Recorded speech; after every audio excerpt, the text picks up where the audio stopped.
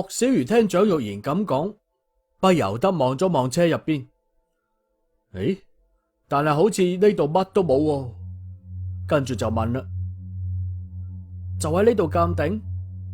我唔係好明喎，蔣大哥，我哋都係好爽手嘅人，講話唔好講一半咧。我雖然識得一啲鑑定，但我唔係萬能㗎。你呢100萬係唔係貴咗啲啊？我壓力好大㗎喎。兄弟，老實講啦，英總呢個人一直都有個夢想，就係將祖宗唔見咗嘅嘢全部揾翻嚟，開個博物館又好，捐俾國家又好，總之係從國外撈翻嚟啦。我跟咗英總咁耐啊，我未見過佢將任何嘢賣出國外噶，呢一點我仲係好佩服佢嘅。佢係老細，做生意噶，唯利是圖絕對係應該噶。不過佢真係一個好有商德嘅人。蔣玉賢一開口就喺度俾英康寧戴高帽啦，但係莫小魚已經意識到呢件事絕對唔會咁簡單嘅。蔣玉賢費盡心思接觸自己，又係拉自己入伙參與收購何俊升嘅資產，又係介紹陳婉瑩幫自己將郎堅伯同埋爵爺救出嚟。莫小魚發現自己不知不覺之間已經撐咗佢咁多人情。當然啦，呢個人情係欠英康寧嘅，蔣玉賢只不過係個執行者啫。講到底咯，各取所需，世上果然冇免費嘅午餐啊！蔣大哥，叫我做乜嘢你就直接講啦，冇必要兜咁大嘅圈啩。莫小魚攞住杯酒就問啦：好，夠痛快，細佬，英總為咗實現呢個目標，養咗幾個人，專門喺世界各地幫佢搜羅嗰啲嘢，明查暗訪，但係大多數時候都係買翻嚟嘅。不過有時對方唔係獅子開大口，就係根本唔買，咁就需要一啲非常手段啦。偷？莫小魚明白咗蔣玉賢嘅意思啦，彈出咗咁樣一個字。蔣玉賢嘅面色有啲尷尬，估唔到莫小魚講話咁直接嘅，但呢句話仲可以點講呢？唔通唔係偷，係竊啊？咁即係講蔣大哥叫我嚟呢度，係準備要我去撩門入戶偷嘢咯。莫小魚面色唔變，但語氣就變得好冰冷。佢雖然明白自己撐英康寧嘅人情，但係還人情係還人情，唔係攞自己條命開玩笑嘅。捨命報恩嘅事，莫小魚做唔出嚟。細佬，開咩玩笑啊？莫講話你冇咁嘅本事，你就係有啊，我都用唔起你啦。我講過啦，只係鑑定，就喺呢度鑑定。講完呢句話，蔣玉賢指咗指電腦大屏幕。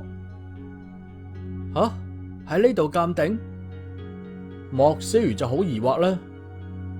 為咗萬無一失，英總可謂係耗盡心血噶啦。唔單止揾人研發咗世界上最好嘅4維立體成像技術，而且分辨率都係世界一流噶。呢個仲係佢通過關係喺外國軍方買到嘅設備。等下我哋嘅人入到會場之後，就會將嘢用立體成像嘅形式出現喺屏幕上面。等陣，你嘅意思係叫我睇住電腦上邊嘅嘢鑑定？呵呵，你亦都太睇得起我啦啩？放心啦，通過呢套嘢掃描出嚟，誤差率絕對係0.1%。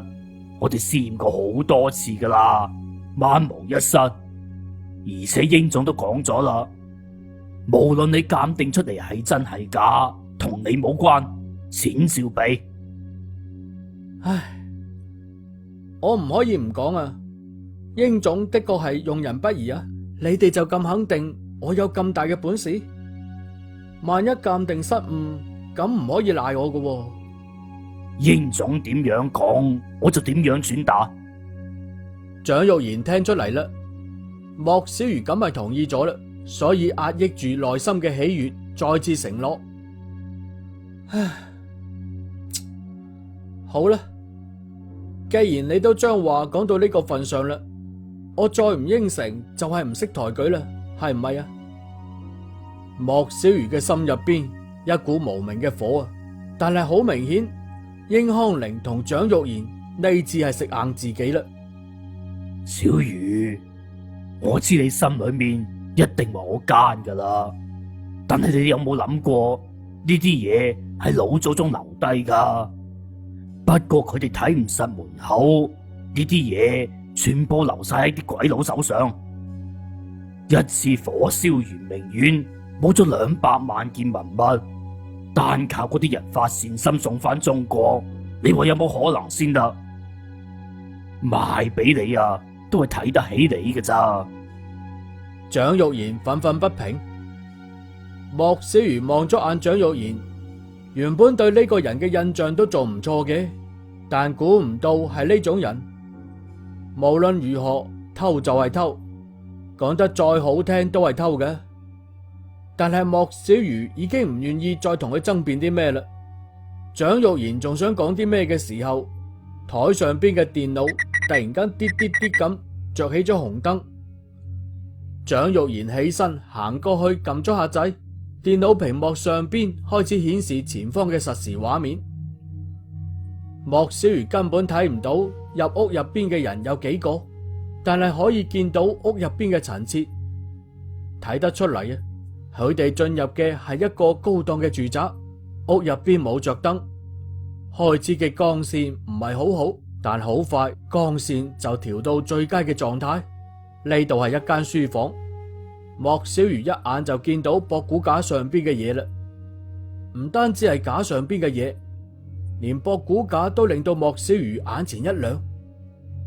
哇，呢啲係典型嘅明式博古架喎，而且從顏色嚟睇，應該係黃花梨啊。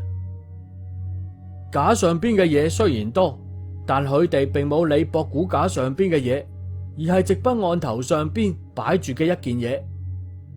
好快，佢哋打開掃描儀器，前後左右上下翻滾，將台上邊嘅嘢掃描咗個底朝天，而且啲嘢嘅尺寸同埋影像全部都展現喺莫小魚前邊嘅屏幕上邊。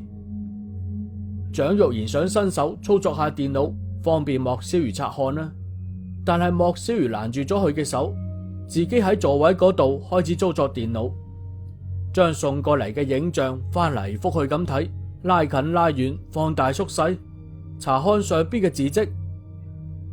點啊？蔣玉賢好緊張咁問啦。可以啦，真品無疑。聽到莫小魚嘅呢句話，蔣玉賢鬆咗啖氣，打開電腦上邊嘅一個開關，綠燈着咗下，對面嘅影像傳輸徹底中斷咗啦。黑麻麻嘅屏幕，再都見唔到任何嘅影像。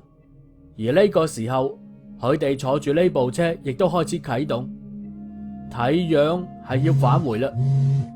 但就喺呢個時候，蔣玉賢嘅手機開始震咗起身，佢攞出手機一睇，面色霎一聲變晒。喂，點啊？咩回事啊？主人提前返回，請示係咪放棄？唔得，一定要打出嚟，我搵人俾技術支援你。蔣玉賢大聲咁講。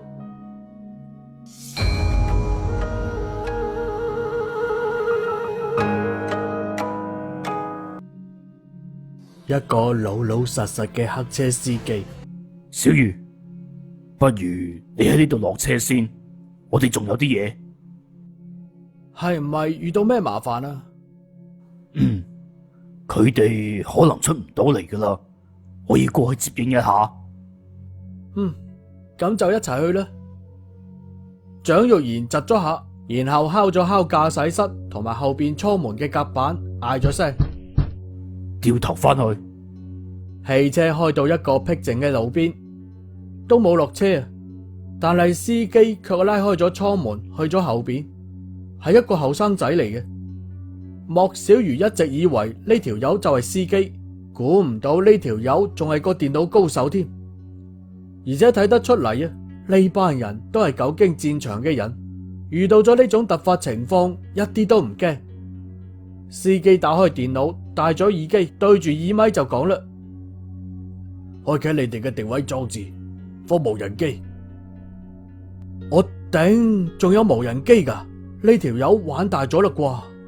莫小魚心諗，但係好快啊，對方有咗回應。好快，莫小魚就可以喺電腦屏幕上邊見到一座建築物嘅輪廓啦。呢個係一棟別墅，大門已經打開咗，3部車魚貫而入。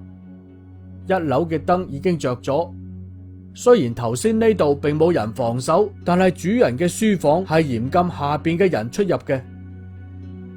哇，係有窗㗎喎，呢個係邊個嘅屋企啊？香港最大嘅地下軍火供應商，地下嘅軍火80%都係佢提供㗎。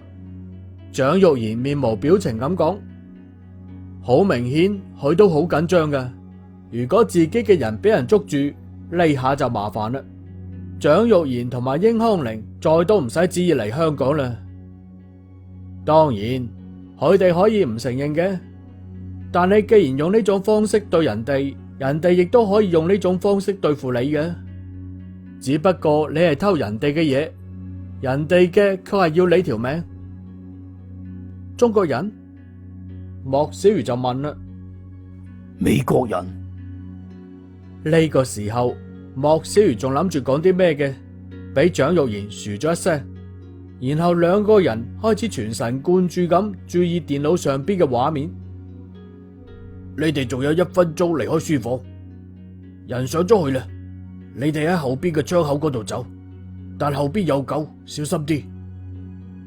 司機喺耳咪嗰度講，睇嚟今晚諗住神不知鬼不覺咁離開係唔可能嘅。呢個時候，司機已經開始倒計時，而當無人機嘅畫面切到主樓嘅後邊時候，書房入邊嘅燈着咗，窗亦都關咗，而2個孭住10幾公斤儀器嚟偷嘢嘅人掛咗喺窗口下邊嘅屋檐上。司機喐都唔喐咁望住屏幕，佢拉近畫面，見到呢2個人喺度儲緊力氣，準備從樓上直接蕩出去。因為別墅圍牆外邊已經有人支好咗彈床啦，但就喺佢哋想要發力嘅同時，司機突然間講：唔好喐，守衛過嚟啦，堅持1分鐘。我頂，講得到係輕鬆啊，堅持1分鐘，背脊上邊孭咁重嘅嘢，而且身體本身就好重㗎，所有嘅重量都集中壓到咗2隻手上邊，而手掹住嘅只不過係3寸闊嘅窗沿。壓力可想而知啦，隨時都可能會跌落去嘅。莫小魚亦都不自覺咁揸緊咗拳頭，下邊嗰2名守衛慢慢咁經過樓下。呢個時候，尖利嘅哨聲吹響咗，攬住槍就趕翻轉頭，到別墅主樓前邊集合，唔知道發生咗咩事。就喺呢個時候，司機大聲嗌：跳，快啲跳！話音未落，只見2條黑影喺窗下邊一躍而起，借助腳硬牆嘅力量向後邊飛咗出去，咁就完全將自己嘅命運交咗俾牆外邊嘅人。接住咗就接住咗，接唔住好可能就會跌死啦。跌死都仲係好嘅，萬一跌唔死呢？就喺佢哋啱啱落地嘅功夫，畫面顯示窗口開咗，一個人凹個頭出嚟望咗望外邊。司機緊張到連調整無人機嘅動作都唔敢做啦，直到嗰個人縮翻去，無人機顯示外牆下邊任何嘅嘢都冇晒，就咁一陣嘅功夫，人就切到乾乾淨淨。司機翻到駕駛室，撻着部車向前開過去。莫小魚同埋蔣玉賢都鬆咗啖氣啊，但係一直到咗4季酒店，莫小魚再都冇見過嗰名司機啦。不過呢個人都係俾莫小魚留低咗好深刻嘅印象。一夜無話，到咗第2日早晨，莫小魚俾敲門聲驚醒，起身一睇，係蔣玉賢。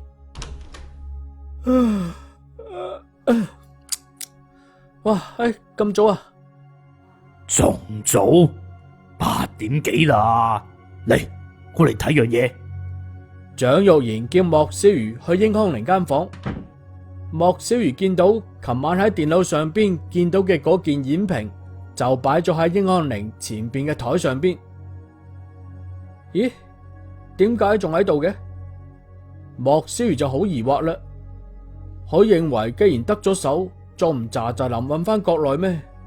喺外邊一日就有可能俾人發現，到時候出咗咩事都好難講嘅。呢架風聲太緊，小魚啊，你過嚟睇下。我講過，我淨係對黃色嘅嘢感興趣。呢件嘢我揾咗5年啦，先喺一個朋友嘅口裏邊聽出呢件嘢嘅主人係邊個。英康寧感慨咁講：呢件嘢叫做清乾隆御製碧玉御題詩前後赤壁圖雙面演評啊！喺清宮造辦處嘅檔案入邊有記載，但一直都冇現世，亦都唔知喺邊個嘅手入邊。我見到嘅時候都嚇咗一跳啊！哈哈，唔可以唔講，英總好眼力啊！莫小魚笑住講：不得不說，呢樣嘢應該係屬於國寶一類啦。如果英康寧諗住捐俾國家，咁就唔使匿匿埋埋啦，俾有關部門打個電話，一路綠燈就可以到故宮博物院啦。但係英康寧係諗住私有，所以佢仲係要繼續等時機運翻國內。小魚，呢件嘢應該屬於文玩一類。講老實啦，最開始嘅時候你話係真嘅，我都冇乜把握噶。蔣玉賢就問啦：呢樣嘢係古代文人放喺演台後邊擋風嘅，用嚟防風吹，將研好咗嘅墨過早咁吹乾，所以叫做演評，係俾演台製作嘅屏風，長係24.5厘米，高14.1厘米，呈矩形，碧玉質，兩面均弓，浮雕山水人物圖。其中一面取材於蘇式嘅赤壁賦，山崖之下，水波之上，3位友人搭住蓬舟，悠然咁賞景，仲有一名小童喺旁邊烹茶，人物嘅神情同埋大自然嘅美妙風光都好生動嘅。畫面嘅左上角嗰度，陰刻填金乾隆御製詩和田玉赤壁圖一首，月白風清任率秋，刀波落甚泛舟遊，寫亦刻玉詩為當，宿則何人敢與傳？聽到莫小魚講得頭頭是道，蔣玉賢亦都係大為欣賞啊！圍住呢件小演評望咗半日。咦，蔣大哥，你唔知道嘅咩？莫小魚就好奇怪啦。術業有專攻，我對錢幣玉器就有研究，其他嘅知啲唔知啲咯。但係要鑑定嘅話，咁就唔得啦。否則嘅話，嗰100萬我賺咗佢好過啦，係咪啊，兄總？蔣玉賢望向英康寧，笑住講：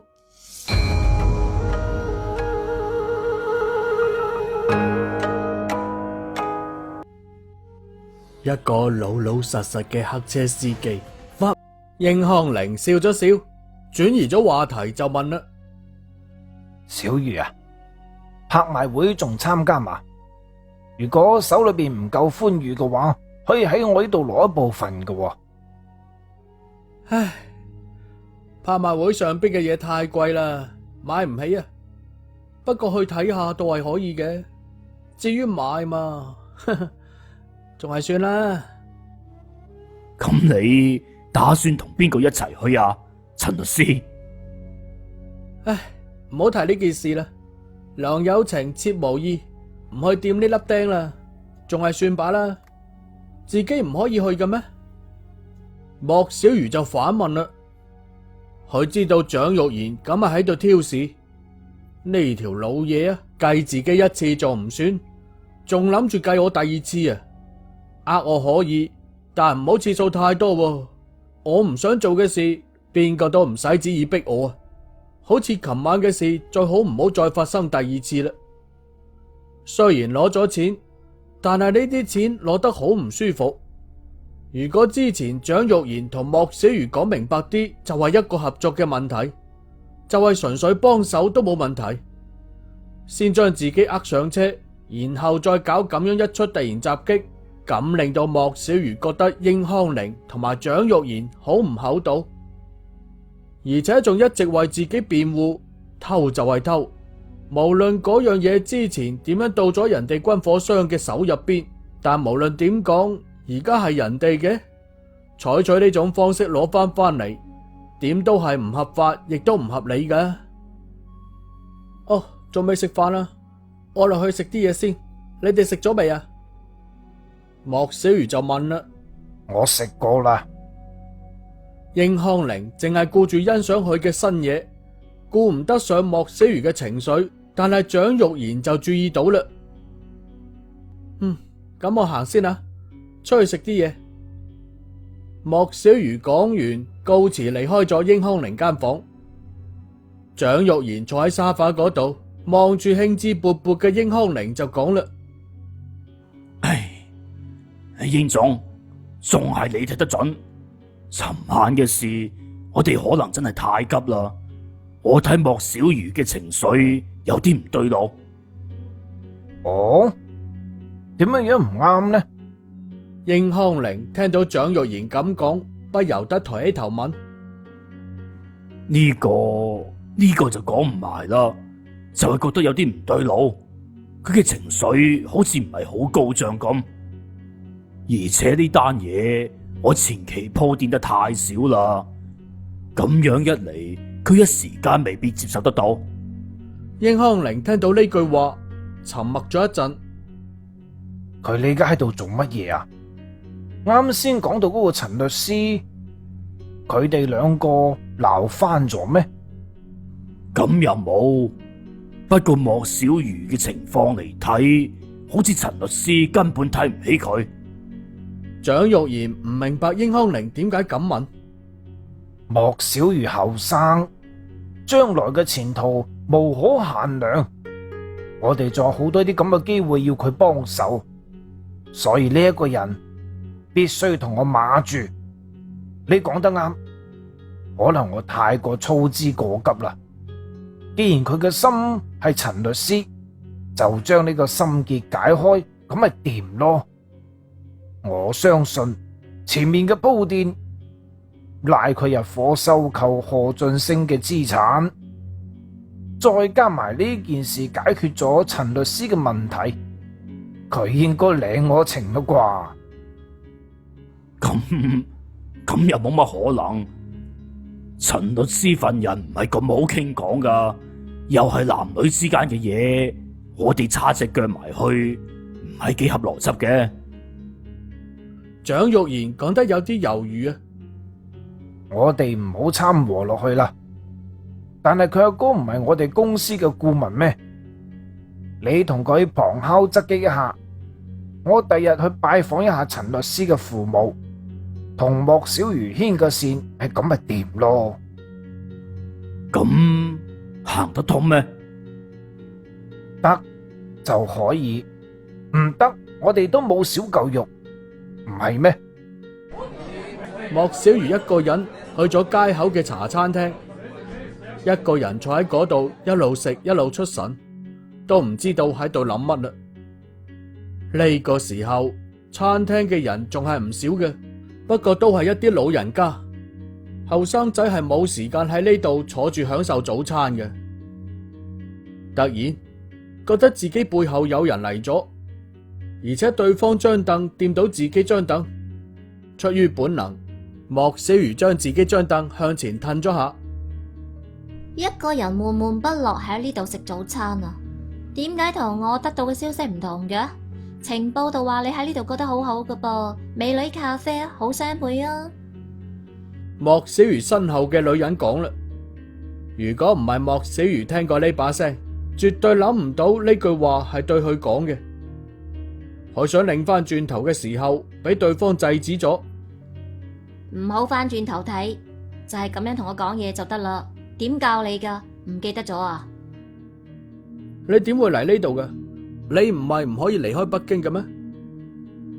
冇錯啊，坐喺莫小魚身後嘅人係白鹿，呢個倒係令到莫小魚驚喜咗下啦。